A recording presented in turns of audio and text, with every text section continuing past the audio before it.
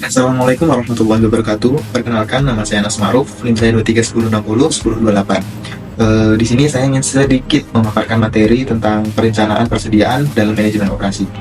Nah, kita masuk ke slide pertama. Ada manajemen persediaan, di mana perencanaan persediaan ini berhubungan dengan penentuan komposisi persediaan, penentuan waktu atau penjadwalan, serta lokasi di mana perusahaan itu dapat memenuhi kebutuhan yang diproyeksikan. Di slide ketiga ini kita menjumpai tentang pentingnya pengelolaan persediaan. Kenapa pengelolaan persediaan ini sangat penting?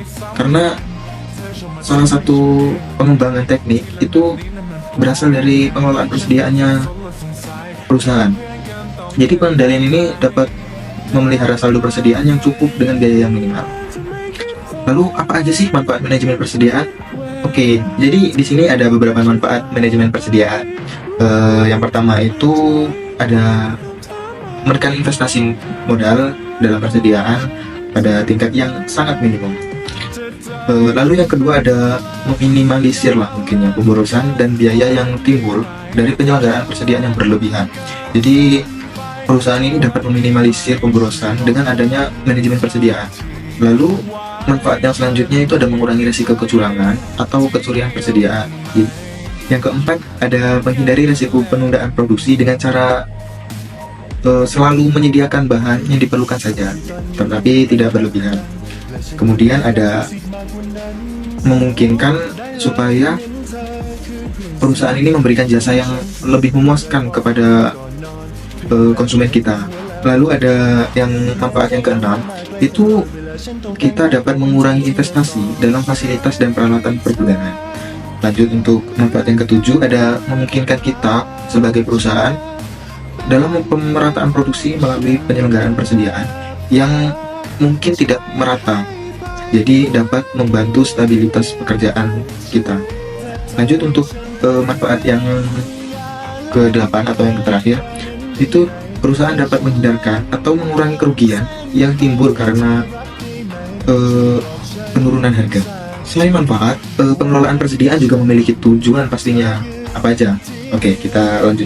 Jadi tujuan pengelolaan persediaan itu yang pertama, perusahaan menyediakan persediaan yang dibutuhkan untuk menyokong atau mendukung operasi dengan biaya yang sangat minimum. Lalu yang kedua ada menghilangkan pengaruh ketidakpastian atau disebut dengan misliquidity stock. Oke.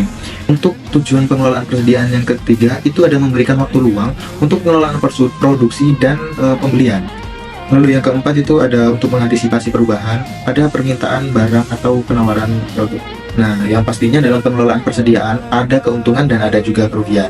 Jadi kita mulai dari keuntungan persediaan.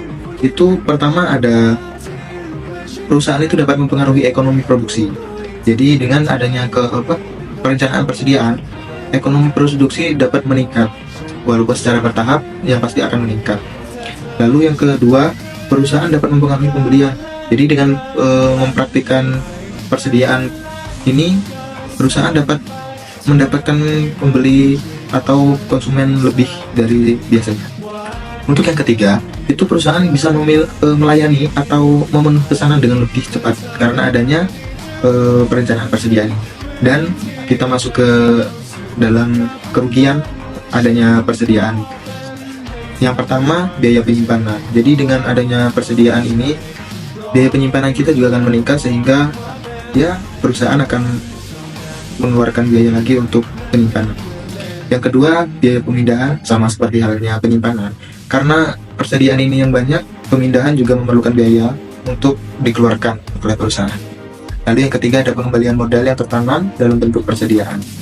Jadi mungkin itu saja yang bisa saya sampaikan, kurang dan lebihnya mohon maaf karena saya juga dalam tahap pembelajaran. Sekian dan terima kasih. Wassalamualaikum warahmatullahi wabarakatuh.